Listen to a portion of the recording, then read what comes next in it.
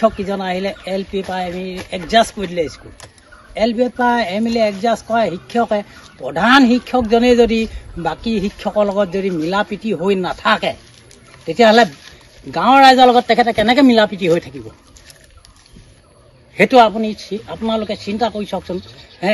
আজি প্ৰতিজন শিক্ষকে কয় আমাৰ লগত চাহ অকণমান নাখায় আগতে ইমান ভালকৈ চাহ খাইছিলে এতিয়া নিজে এটা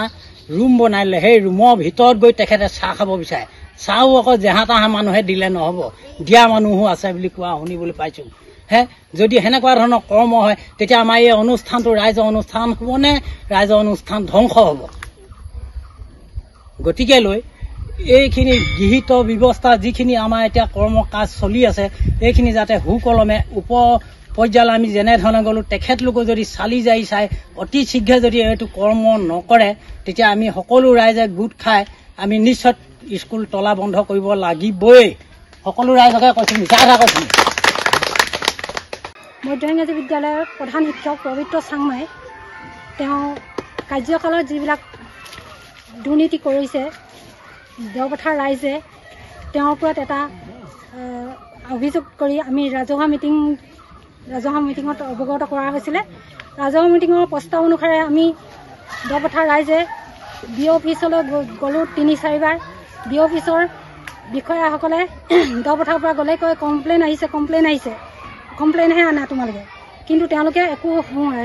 আমাক নিদিলে শুদ্ধ উত্তৰ নিদিলে আমি DO অফিচলৈ গ'লোঁ DO অফিচৰ DO বাইদেৱে আমাক কেইদিনমান সময় চাবলৈ ক'লে তাৰপিছত তেওঁলোকে আহি পিনে আমাক প্ৰধান শিক্ষকক এই BO অফিচত এংগেজ কৰি ৰাখি আজি 11 তাৰিখৰ পৰা বিদ্যালয়ত কোনো পাঠদানৰ পৰাটো বিৰত আছে তাৰ দিনৰ বিদ্যালয়খন অচল অৱস্থা কৰি তুলিছে গতিকে দেওপথাৰ ৰাইজৰ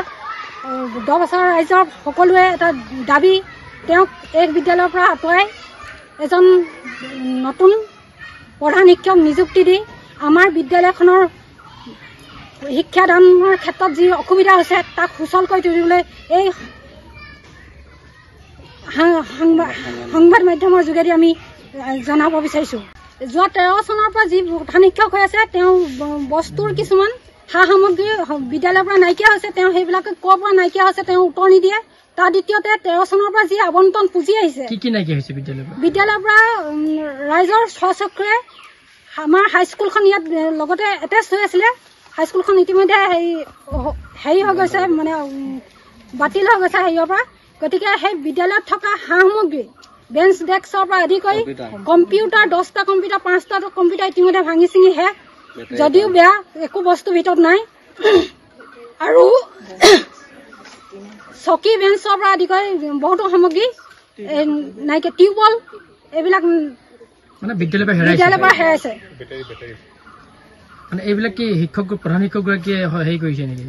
আমি ভাবিছোঁ তেওঁ যেতিয়া নিমাত হৈ আছে কোনো উত্তৰ নিদিয়া বস্তু নোহোৱাত বিচাৰ হোৱাত তেওঁ যেতিয়া নিমাত হৈছে আমি ভাবিছোঁ তেওঁ কিবা এটা কৰি ষড়যন্ত্ৰ কৰিছে নতুন কাৰোবাক দিছে সেইবিলাক আমি ভাবিছোঁ পোনপটীয়াকৈ তেওঁ শুদ্ধ উত্তৰ দিয়া নাই এতিয়ালৈকে আৰু সেইবিলাক সামগ্ৰী বিশেষকৈ ME স্কুলৰ নহয় হাইস্কুলৰ আছিলে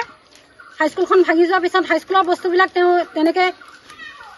হৰলুকি কৰিছে বুলি ক'ব পাৰি ছোৱালীক চৰকাৰী বিদ্যালয়ত পঢ়াইছে টকা সকলে প্ৰাইভেট স্কুলত পঢ়ায় প্ৰাইভেট স্কুলত 10,000 টকা পাই পিনে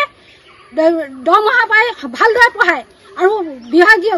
অফিচে ভালকৈ মেইনটেইন কৰে সেইকাৰণে হয় আজি আপোনালোকে কি কৰিছে দহবাৰ গ'লে বেয়া পায় ৰাইজক গৈছোঁ আমি ভালকৈ উত্তৰ এটা দিবলৈ আজি হ'ব বুলি সঠিক উত্তৰ নিদিয়ে সেই সঠিক উত্তৰ নিদিয়াৰ ফলত আজি ৰাইজ জংগী হ'বলৈ পাইছে কাইলৈ বা কি পৰিস্থিতি হয় ৰাজহুৱাভাৱে মিটিং পাতিলে তেওঁতো উপস্থিত নাথাকে উপস্থিত থাকিলেও বা কি পৰিস্থিতি হয় কোনো নাজানে গতিকে আপোনাক ইয়াৰ পৰা আমি আহ্বান জনাইছোঁ খুব সোনকালে আপুনি যদিও কৈছে ডাইৰেক্টৰ অফিচলৈ পঠাইছে ডাইৰেক্টৰ অফিচতো ইমান দিন নালাগে কোনো এটা কাম কৰিবলৈ ইমান ৰাইজে যেতিয়া লাগি একেৰাহে 4 দিনকৈ গৈছোঁ 4 দিনতো এতিয়ালৈকে উত্তৰ নোপোৱাৰ বাবে আপোনাক ইয়াৰ পৰা আমি আহ্বান জনাইছোঁ খুব সোনকালে সিদ্ধান্ত লওক নহ'লে তেওঁ যদি পুনৰ আহেতো পিছৰে কথা 5 তাৰিখৰ পৰা যদি 5 তাৰিখৰ আগত যদি আপোনালোকে সিদ্ধান্ত নিদিয়ে বিদ্যালয় বন্ধ ঘোষণা কৰিছে ৰাইজে যিকোনো খবৰৰ বাবে যোগাযোগ কৰক